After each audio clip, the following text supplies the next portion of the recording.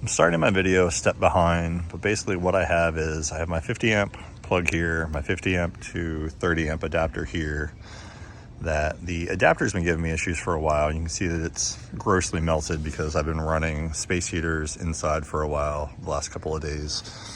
And the loose connection just keeps melting it further and further. And finally today I was starting to get electrical dropouts and should have dealt with this sooner. Ran down to the local RV store, picked up one of the Camco 50 amp male replacement plugs. So what I'll do is you cut the end off. You can see the individual cords here. I'll strip this back some, whatever fits into the plug, and then start wiring up. Usually it's color to color, but we'll see in a minute. Looking at the instructions here, I actually kind of like how this one shows you the different lengths to cut the different color wires.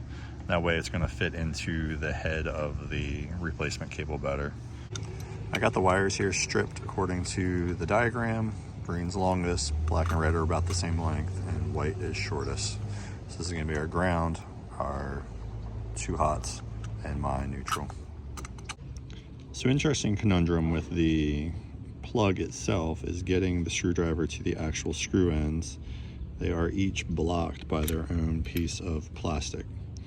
So either I'm going to fight and cuss at this, or I'm going to go buy a cheap little 90-degree screwdriver.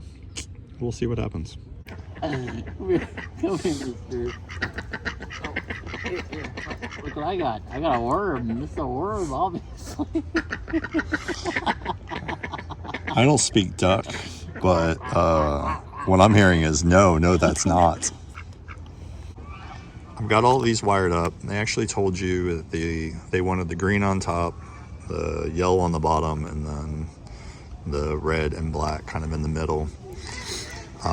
What they don't tell you, no, they do tell you to start with the white, then move your way up as you go. What we did find is that these prongs push back in to make the accessing the screws easier. I think that's going to be okay, because I'm pretty certain the top here will clamp it all together and not let them move in practice. But I'll check it after I get the top back on. But you can see I ended up kind of eating into this as I did the ground, because it didn't move as easy as the other ones. But I think at this point I'm going to put the strain relief on, and that'll give me a nice clamp on the cable.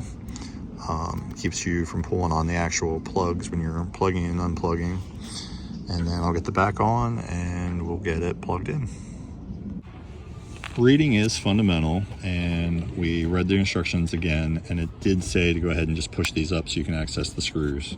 So what we did was correct, and we just push them back down into position. I'm ready to close it up. I got the strain relief on. It's pinched nice and tight, and this will go on next. And then just one screw through the middle there. Not one screw. There's one screw there and two screws down here that I got at. So it's all three. And there we go. Everything's back on, back together. These are nice and firm. Now that the top's on, they're not going anywhere. And hopefully I won't melt this one for quite a while. Another video, another time. I guess like and subscribe and all that YouTube stuff I'm supposed to say. Thanks, everybody.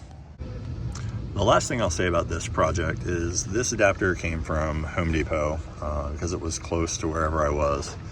This adapter is one of the Camco ones that came from the RV store. I've always claimed they're overpriced, but the literal weight difference of how heavy they are, there is no comparison between the Camco one and this Home Depot one.